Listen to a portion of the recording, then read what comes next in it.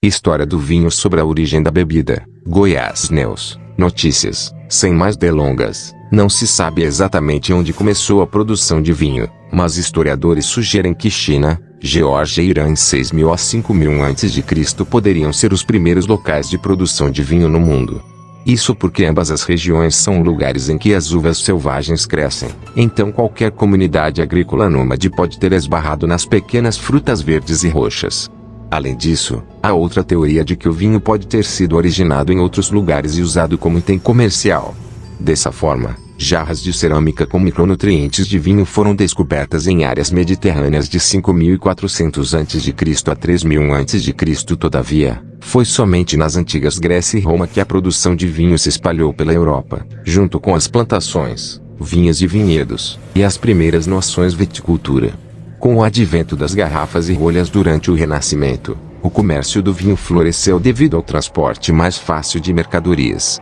Como resultado, os vinhos também se espalharam com a influência das cerimônias religiosas. Continue lendo para saber mais sobre a história do vinho. O vinho na Grécia e na Roma antiga. Os primórdios da nossa moderna indústria do vinho podem ser rastreados nas civilizações grega e romana.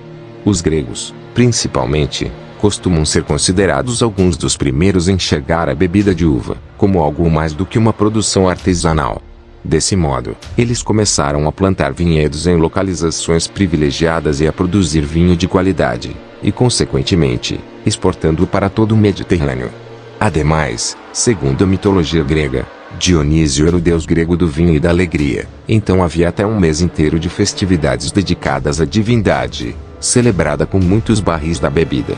Entretanto, se os gregos tinham até um deus do vinho, os romanos foram os povos que conquistaram a maior parte do que hoje consideramos ser o Velho Mundo, em termos de produção de vinho.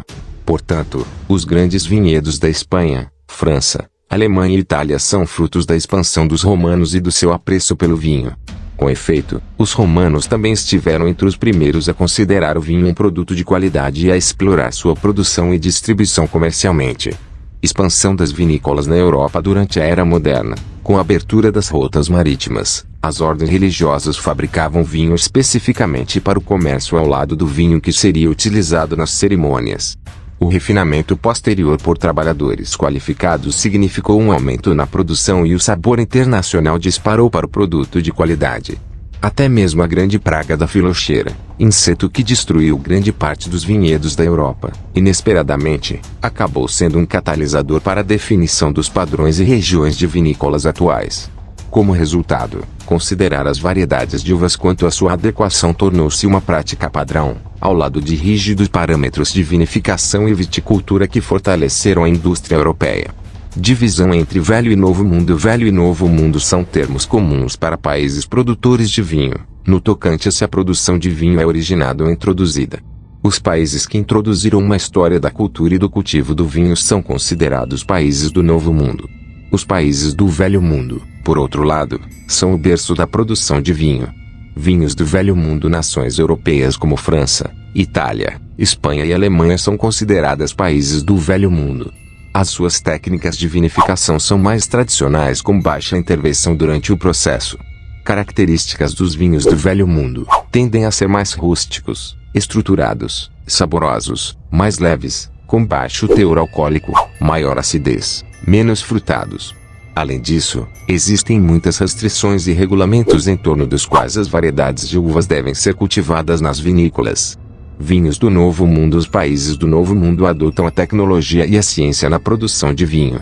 O Novo Mundo é liderado pela Austrália, Nova Zelândia e África do Sul, seguidos da Argentina, Canadá, Chile, Colômbia, México, Peru e Estados Unidos.